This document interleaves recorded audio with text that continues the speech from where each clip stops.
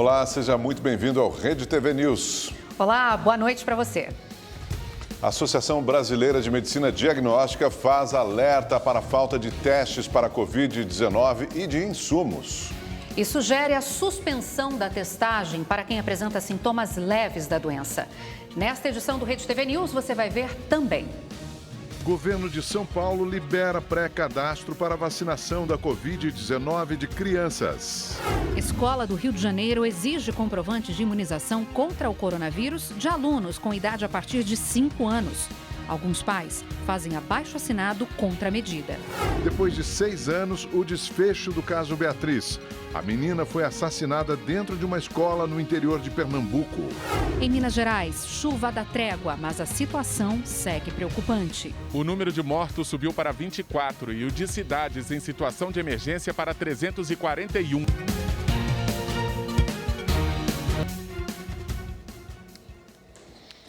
O aumento da gasolina e do óleo diesel anunciado pela Petrobras às distribuidoras já foi repassado hoje ao consumidor. Milhares de postos espalhados pelo país amanheceram com preços novos nas bombas. A bronca é geral.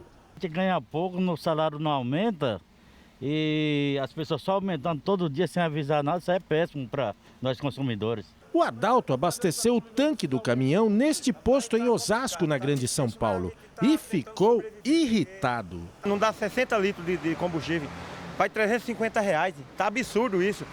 Onde nós vamos parar? Como é que nós vamos fazer?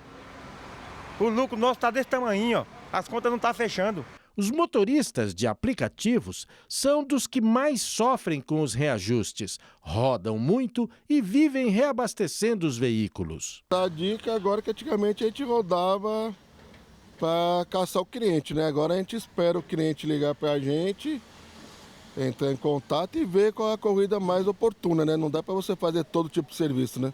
Muitos motoristas buscam saídas para diminuir o impacto dos constantes aumentos da gasolina. Uns deixam o carro em casa e passam a se deslocar usando o transporte coletivo. Já outros mandaram instalar o kit gás nos veículos. O Odirley é motorista de aplicativo. Investiu R$4.000 no kit gás. Perdeu espaço no porta-malas, mas está gastando bem menos para rodar pela cidade. Quanto você gastaria para encher o tanque hoje de gasolina? Uns R$400. Dá para rodar quantos quilômetros? Uns 400 km. E o gás? Gás eu coloco R$50, eu rodo 180. E mesmo com o valor da instalação do kit gás lá em cima, o Jefferson já conseguiu recuperar o dinheiro investido. De 3 a 4 meses rodando diariamente da forma que eu rodo, eu já consegui o valor de volta do kit GNV. E hoje meu faturamento aumentou bastante. Já a preocupação dos donos dos postos é com a meta de vendas. O aumento reduz a clientela, o que causa desequilíbrio nas contas das empresas. Sempre quando tem esses aumentos, automaticamente nossa galonagem já cai. Isso é geral. Todos os amigos, empresários do setor, todos reclamando bastante. E tem mais. Este economista explica que o aumento, principalmente do diesel, deve impactar no valor dos fretes, com tendência também de repasse para os produtos. O diesel houve o maior reajuste, acima de 8%. Então, o diesel é responsável pelo transporte e abastecimento dos caminhões, que faz toda a logística e distribuição de toda a parte de matéria-primas e matérias-primas e abastecimento dos centros comerciais. E durante um evento hoje em Brasília, o presidente Jair Bolsonaro rebateu as críticas ao novo reajuste no preço dos combustíveis. Agora há pouco, críticas, né? Aumento no preço do combustível. Eu posso interferir na Petrobras? Eu posso ligar para o Silvio Lula e falar, não aumente? Se tem legislação, quase uma dezena de instituições que fazem o acompanhamento de tudo que acontece lá. E isso tudo mudou como? Depois aí que ela foi assaltada. E que a gente fica chateado muitas vezes, quando se fala da gasolina. Vamos ver o que compõe o preço da gasolina para criticar a pessoa certa, né? Ou as pessoas certas, ou buscar a solução. Vamos agora aos números da Covid-19 no Brasil. De acordo com o Ministério da Saúde, 21.694.000 pessoas já se recuperaram da doença. 402 mil estão em acompanhamento. Desde o início da pandemia, mais de 620 mil pessoas morreram por causa da Covid-19 no país. E o avanço da doença, por conta da variante Ômicron, tem provocado muita procura pelos testes rápidos nas farmácias e também nos postos de saúde. A preocupação agora é com um possível desabastecimento. O alerta é da Associação Brasileira de Medicina e Diagnóstica, Abramed. O aumento de casos da doença, principalmente da variante Ômicron, ocasionou a falta de testes tanto do tipo PCR como de antígeno. Ainda segundo a associação, também podem faltar insumos e reagentes para a realização dos exames. Hoje, o ministro da Saúde, Marcelo Queiroga, disse que novos testes podem chegar ainda este mês no Brasil. No mês de janeiro, nós vamos distribuir 28 milhões de testes rápidos até o dia 15. Serão 13 milhões no mês de fevereiro. O problema é o vírus que sofre mutações e que está criando dificuldade no mundo inteiro. Aqui no Brasil nós estamos indo bem. Todos vocês são testemunha. Então vamos trabalhar numa perspectiva de ajudar o Brasil, não de criar narrativas inúteis. O ministro também falou sobre o autoteste. Disse que será uma ajuda importante para desafogar hospitais e postos de testagens. Mas alertou que as farmácias devem orientar as pessoas como usar. E em caso de resultado positivo, elas devem informar ao Ministério da Saúde. Agora, a Anvisa aguarda documentos que serão encaminhados pela pasta ainda esta semana para a liberação do autoteste. E justamente pela escassez de testes, a maior rede privada de hospitais do Brasil limitou os exames para a detecção de Covid-19 e influenza. O repórter Guilherme Lopes tem mais informações para a gente agora ao vivo. Boa noite, Guilherme. Nesse caso aí, quem é que tem prioridade, hein? Olá, Augusto. Boa noite a você e a todos que estão ligados com a gente. A Rede D'Or informou por meio de nota que, devido à alta demanda pelos testes de Covid-19, decidiu restringir apenas aos pacientes com indicação clínica, aqueles que estão internados e os profissionais da saúde. O quadro é temporário até que a situação seja restabelecida. A rede ainda informou que, devido à nova onda de Covid-19 provocada pela variante Ômicron, os insumos no mercado nacional utilizados aí para a produção e para a realização dos testes estão em falta. De acordo com a Associação Brasileira de Farmácias e Drogarias, só nos 10 primeiros dias de janeiro deste ano, houve um aumento de 400% nas vendas de testes rápidos nesses estabelecimentos, em comparação à média mensal de dezembro. E que esse problema todo está sendo acarretado porque a maioria dos insumos usados para a realização dos testes é importada. E as empresas aqui no Brasil não estão dando conta da demanda devido à alta crescente na procura por esses testes desde o mês de dezembro e também não têm conseguido importar os insumos. Agora, nesta quarta-feira também, a Agência Nacional de Vigilância Epidemiológica recomendou a suspensão definitiva da temporada de cruzeiros no Brasil em 2022. A temporada estava prevista para ser retomada já no dia 21 de janeiro, depois daquela suspensão temporária no final do ano passado. O motivo é o quadro epidemiológico identificado nas embarcações. A decisão agora cabe ao Ministério da Saúde. Guilherme Lopes para o Rede TV News.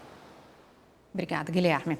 E o governador de São Paulo, João Dória, anunciou novas restrições para eventos em todo o estado. E também o início do pré-cadastro para a vacinação de crianças contra a Covid-19 foi divulgado. A partir de hoje, os pais já podem incluir os seus filhos de 5 a 11 anos no sistema Vacina Já, do estado de São Paulo.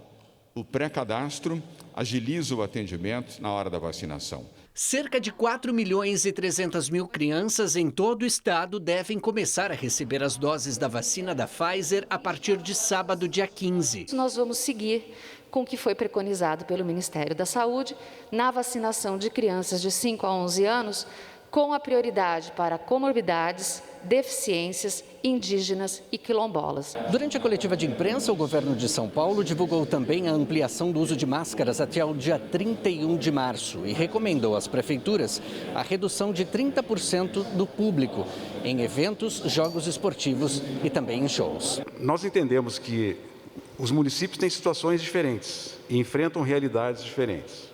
Então nós temos que deixar também para que o município possa legislar de acordo com a sua situação epidemiológica. Nós passamos uma régua daquilo que é o mínimo que deve ser feito. E as prefeituras podem ampliar essas restrições de acordo com a necessidade. A realização do carnaval tem sido uma grande preocupação. Em todo o estado, cerca de 60 cidades, incluindo a capital paulista, cancelaram a festa de rua. Inclusive, na semana passada, o prefeito de São Paulo, Ricardo Nunes, comentou que pediria ajuda ao governo do estado para fiscalizar e coibir aglomerações. Estávamos discutindo o carnaval desde o ano passado e agora vamos ajudar também a prefeitura nas novas decisões que ela venha tomar. O governo lembrou que nas últimas 2 semanas houve um aumento de 58% no número de pessoas internadas nos leitos de UTI, reflexo do aumento da transmissão do vírus após as festas de fim de ano. Para testar os paulistanos, o governo disponibilizou hoje mais 2 milhões de testes rápidos. Eles vão ser distribuídos aos 640 municípios do estado. A recomendação para que a gente continue e aprimore todos os cuidados não farmacológicos de higienização das mãos, uso das máscaras, uso de álcool gel e, o mais importante de tudo, completar o sistema vacinal. Então, apenas enfatizando, atenção aos pais que moram em todo o estado de São Paulo, vocês acabaram de ver na reportagem do Arthur Neves que é preciso fazer um pré-cadastro para vacinar então seus filhos, crianças de 5 a 11 anos de idade, contra a Covid-19. O formulário está no site do governo do estado de São Paulo e o endereço aparece aqui na tela e eu vou ler também para vocês, www.saopaulo.sp.gov.br. A decisão de uma escola particular do Rio de Janeiro está gerando polêmica. Pais de alunos fizeram um abaixo-assinado para tentar impedir a exigência do comprovante de vacinação para que os estudantes frequentem as aulas presenciais. Os pais dos alunos decidiram fazer o abaixo-assinado depois que a direção da escola americana, com 2 unidades no Rio de Janeiro, comunicou que a partir do início do novo ano letivo, crianças com idade a partir de 5 anos só poderiam assistir às aulas presencialmente com o comprovante da vacinação contra a Covid-19, conforme o calendário da prefeitura. Até o início da noite de hoje, o documento, que é online, tinha mais de 500 assinaturas. Qualquer pessoa pode assinar, mesmo que não tenha filho matriculado no colégio. O texto argumenta que a decisão de vacinar as crianças deve ser uma atribuição dos pais, não cabendo à diretoria da escola o direito moral ou a competência médica para obrigá-los a tomar essa decisão, sob pena de privar os alunos de frequentar a escola. Completamente absurdo. É minha filha, eu tenho direito sobre ela. Eu que tenho que falar que sim ou se não. Tem que exigir o comprovante de vacinação. A família que não concordar, a criança faz a aula online. Mas isso, para mim, é determinante para que elas possam voltar ao ano letivo de forma segura. A escola de ensino bilíngue tem uma das mensalidades mais caras do Rio de Janeiro. São cerca de 700 alunos na unidade da Zona Sul e 400 na da Zona Oeste. Nós tentamos contato com a direção por telefone e por e-mail, mas não tivemos resposta. Também procuramos pais de alunos que assinaram o abaixo-assinado, mas eles não quiseram gravar a entrevista. Nós perguntamos para esta advogada se a escola pode obrigar os pais a apresentar o comprovante de vacinação da Covid-19 no caso das crianças. Eu entendo que não. Explico. A imunização do Covid entrou no Brasil através do Programa Nacional de Operacionalização do Covid-19, é o PNO. Não entrou através do Programa Nacional de Imunização, que é o PNI. Mas tem direitos conflitantes aí no meio, porque em relação a essa vacina especificamente, ela entrou pelo PNO, justamente porque no contrato da Pfizer com o Brasil não é uma narrativa, é o que está escrito do ponto de vista contratual, que a vacina vacina da Pfizer, ela está em desenvolvimento. Estando em desenvolvimento, fica muito complicado a questão de responsabilização em relação a efeitos adversos. Então, eu vejo que os pais que não querem vacinar seus filhos, que está de alguma forma se preocupando com o seu filho. A vacina da Pfizer para crianças de 5 a 11 anos foi aprovada pela Anvisa no mês passado, levando em conta a segurança e a eficácia na prevenção das infecções. A mesma autorização já havia sido concedida pelas agências reguladoras dos Estados Unidos e da União Europeia. Houve poucos casos de efeitos colaterais. Uma das reações relatadas foi de miocardite, uma inflamação no coração. Mas, segundo este infectologista, o risco de reação é pequeno. Em crianças, os dados são muito menores, menos de 5 casos por milhão de doses aplicadas até o momento nos Estados Unidos. O número de casos evitados, hospitalizações prevenidas e mortes são muito superiores a esse eventual risco de inflamação cardíaca ou de qualquer outro efeito colateral que até hoje não fez nenhuma vítima. Veja agora imagens de homens armados roubando uma joalheria em Guarujá, no litoral de São Paulo. A câmera de segurança da loja registrou o momento em que um dos assaltantes, que está de boné, finge ser um cliente. Ele anuncia o assalto e saca uma arma. Algumas pessoas que estavam no local conseguem fugir. Em seguida, outros 2 bandidos entram na joalheria e recolhem os objetos do estabelecimento. Na fuga, os assaltantes trocaram tiros com agentes da Guarda Civil que passavam pelo local. Ninguém ficou ferido. De acordo com o dono da joalheria, 5 homens participaram do assalto. O valor dos bens roubados não foi divulgado. A polícia informou que uma mochila com munições foi apreendida. Ninguém foi preso. No Paraná, 5 pessoas da mesma família morreram em um acidente. O acidente aconteceu na BR-376, em Palmeira, região dos Campos Gerais do Paraná. No caminhão carregado com fertilizante estavam pai, mãe e as 3 filhas. As crianças tinham 2, 9 e 12 anos. O veículo com placas do estado do Mato Grosso saiu da pista e capotou nas margens da rodovia. Todos morreram no local. A estrutura da cabine ficou completamente destruída. Durante o atendimento médico, um caminhão desgovernado, carregado com madeira, colidiu com o carro do Corpo de Bombeiros. Nesse segundo acidente, ninguém se feriu. No Recife, a Secretaria de Defesa Social apresentou na manhã de hoje o desfecho do caso da menina Beatriz. Ela foi assassinada em Petrolina, no interior de Pernambuco, há 6 anos. Por meio do DNA encontrado na faca usada no crime, foi possível chegar ao assassino da criança de 7 anos. O homem confessou o crime. Foi uma longa caminhada na busca pela justiça. Há exatos 6 anos, 1 mês e 1 dia, a pequena Beatriz Angélica Mota foi vista pela última vez com vida nessas imagens de 10 de dezembro de 2015 em uma festa de formatura no colégio onde estudava. A menina foi encontrada morta com 10 facadas em um quarto desativado nos fundos do ginásio da escola. Com a demora para a resolução do caso, Dona Lucinha, mãe de Beatriz, chegou a pedir ao governo de Pernambuco que aceitasse a ajuda oferecida no ano passado por peritos americanos, mas o Estado negou o auxílio. Ao longo de 6 anos, 8 delegados passaram pelo caso. Foram realizadas 7 perícias neste período. O inquérito acumulou 24 volumes, 442 depoimentos e 900 horas de imagens analisadas. Uma nova força-tarefa, então, foi formada com mais 4 delegados que passaram a comandar as investigações. No final do ano passado, os pais da menina resolveram caminhar mais de 700 quilômetros durante 24 dias de Petrolina até o Recife para cobrar do governo uma solução para o assassinato da filha. Hoje, o secretário de Defesa Social, Humberto Freire, falou como a polícia chegou até o assassino da menina. Vários exames complementares e de reprova, de confirmação foram feitos até que nós chegássemos ao laudo. Em depoimento, Marcelo da Silva, de 40 anos, confessou o crime. O homem já cumpre pena por estupro em uma cadeia pública na cidade de Salgueiro, no interior do estado. Um incêndio no prédio mais alto do Rio de Janeiro assustou quem trabalha por lá. A torre tem 164 metros de altura e uma equipe da Rede TV que acompanhou toda a movimentação está instalada neste edifício. A fumaça foi vista de longe. Na portaria do prédio, muita gente assustada.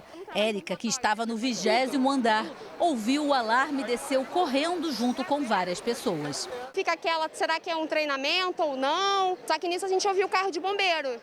E aí, como também não tinha nenhum comunicado no elevador, aí começaram a falar no microfone e a gente achou melhor descer. Então a gente pegou nossas coisas e desceu normalmente pela escada de incêndio. Raquel estava no 40º andar. Eu achei que eu não fosse conseguir descer e que eu fosse morrer lá torrada. Muito desesperador. Ela contou que antes de ver o fogo pela janela, ouviu vários estalos. Eu escutei o estalo. Agora que eu presto atenção, que o estalo que eu estava escutando já era do fogo. Porque estava muito forte, assim, no vidro. Eu falei, meu Deus, como eu vou sair daqui, meu Deus do céu. Em poucos minutos, a torre, que tem 298 salas comerciais e fica anexa a um dos principais shoppings da zona sul do Rio, ficou vazia. Apenas os bombeiros subiram para controlar o incêndio, que aconteceu no 35º andar. A Rede TV aqui no Rio de Janeiro fica no 33º andar da torre, que tem 44 andares.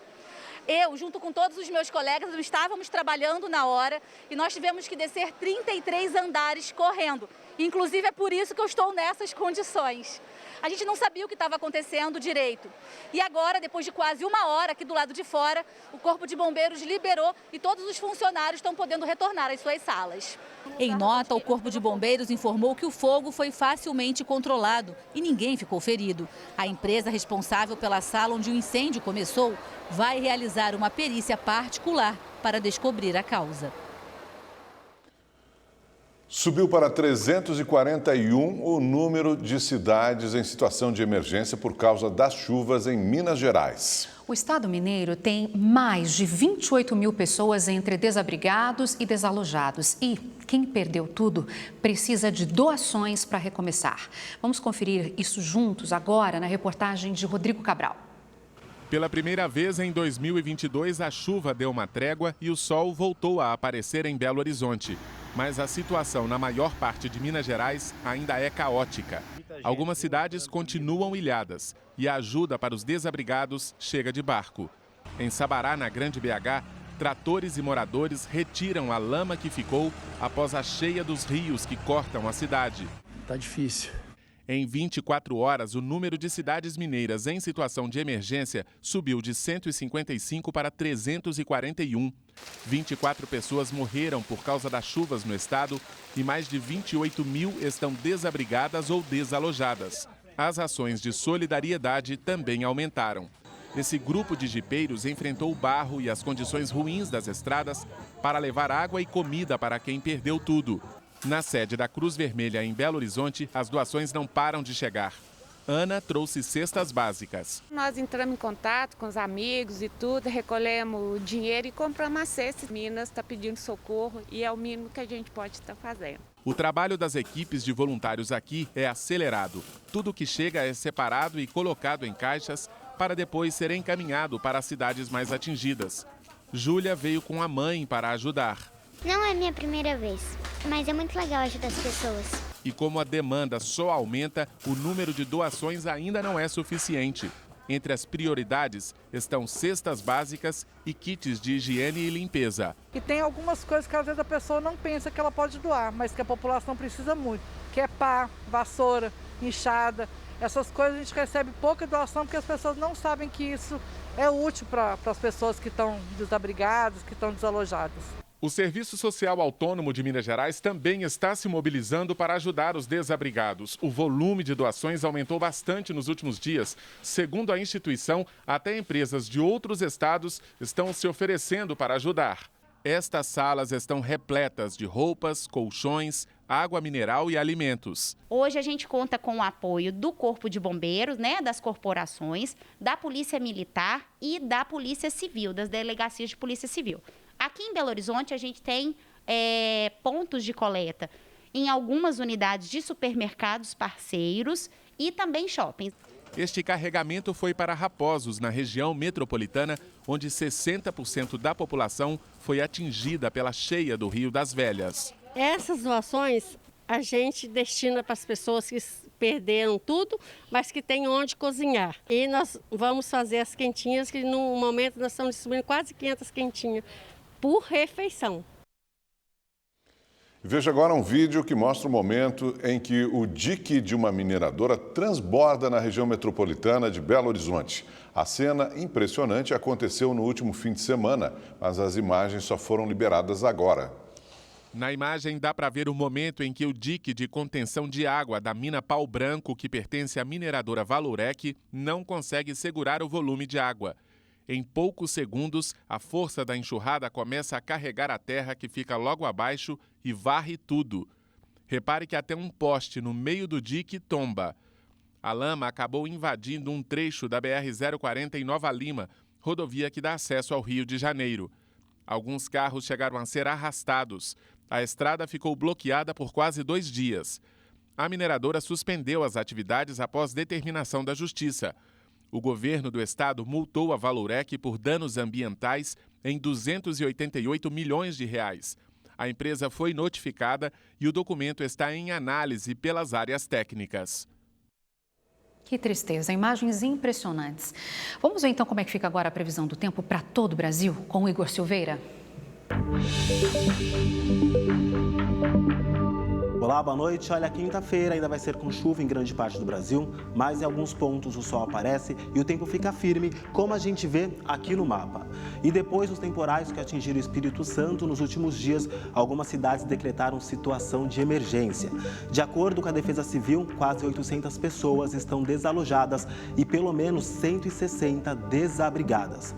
Amanhã o dia fica ensolarado por lá, mas em São Paulo e no Rio de Janeiro o tempo fica abafado e chove em pontos isolados. Em Minas, a chuva começa a dar uma trégua, o sol aparece e esquenta. Olha só, 30 graus amanhã e na sexta-feira e 31 no sábado.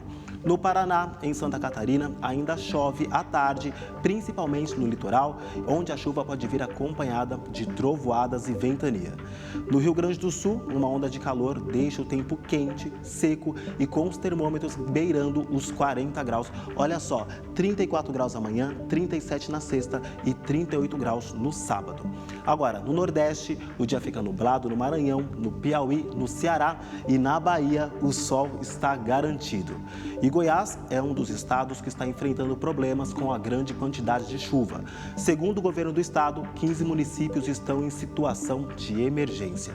Amanhã ainda chove por lá, só que com menos volume. Na região norte, o dia segue quente. Em Manaus, a máxima pode chegar aos 34 graus. E para saber mais sobre a previsão do tempo na sua cidade, é só entrar no site da Rede TV. Eu fico por aqui, uma ótima noite e até mais. O Rede TV News fica por aqui. Uma boa noite para você. Boa noite para você, excelente semana. Até amanhã.